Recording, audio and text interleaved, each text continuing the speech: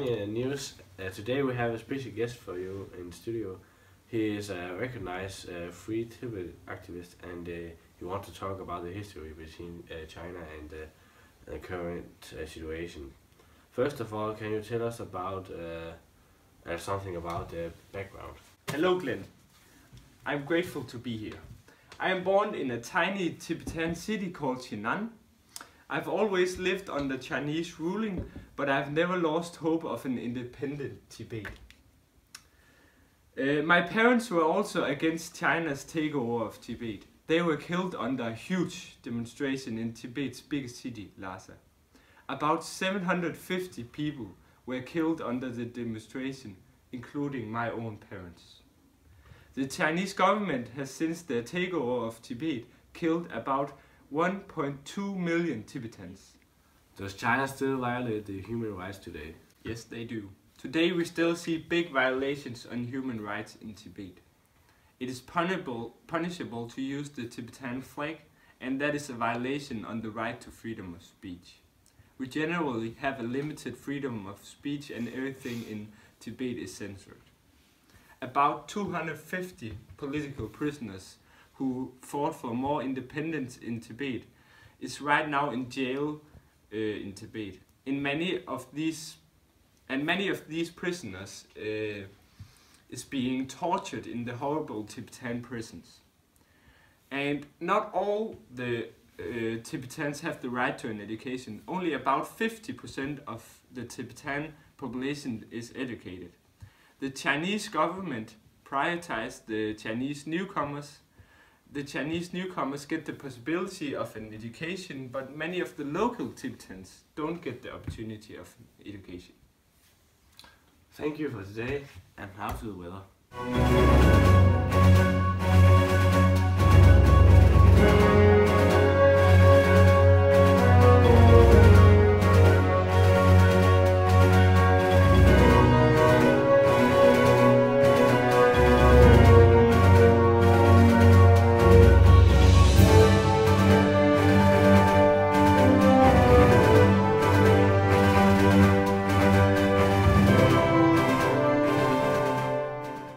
Hello and welcome, I'm Glenn Andersen and this is China News.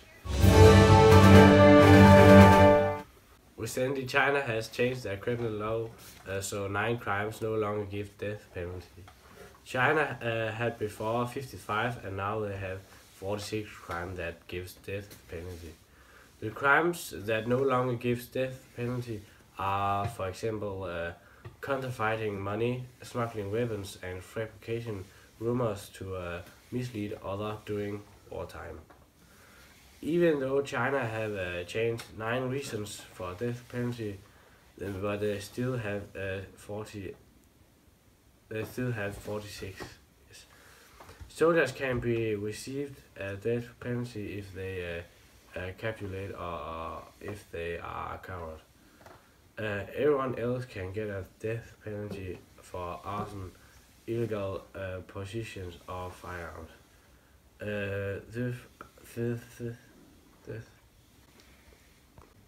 Everyone can get a death penalty for arson, illegal possession of firearms.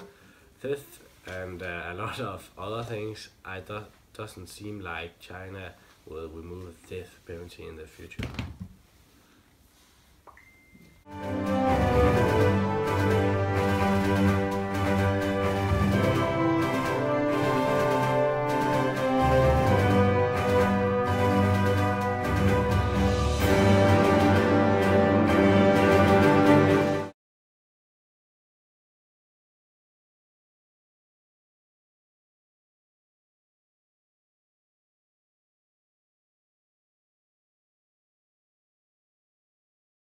Hello and welcome to China News. My name is Glenn Andersen. The Chinese authorities refused to let one of the Chinese leading journalists leave the country to go to USA. The 75 years old Yang Yasheng was supposed to receive an award from Harvard University as a recognition for opportunities and fearless work. Yes. Yang has worked for the Chinese news agency Yang, who in 35 years, but in many years he was also working on a book about a big famine in 1958 to 1961, where at least 36 million lost their lives. His book is called Tombstone, and it's illegal in China, but in 2008 it was published in Hong Kong. It's a communist party that refused to let Yang Yixing travel to America. I'm sitting here with Yang Yixing, and hello Yang, and thank you for coming. Hello, Glenn, and thank you for having me. So how do you feel about all this? Is it fair that you can't travel to America?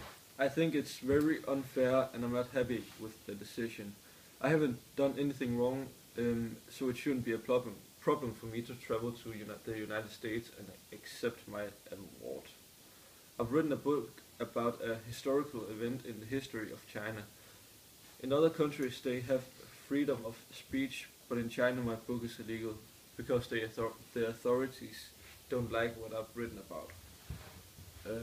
Do you think they're going to change their minds and let you leave? It's hard to say. I doubt that they will let me travel, but that's how it is. I would love to accept the award in person, but unfortunately it's not possible, and I can't do much about it.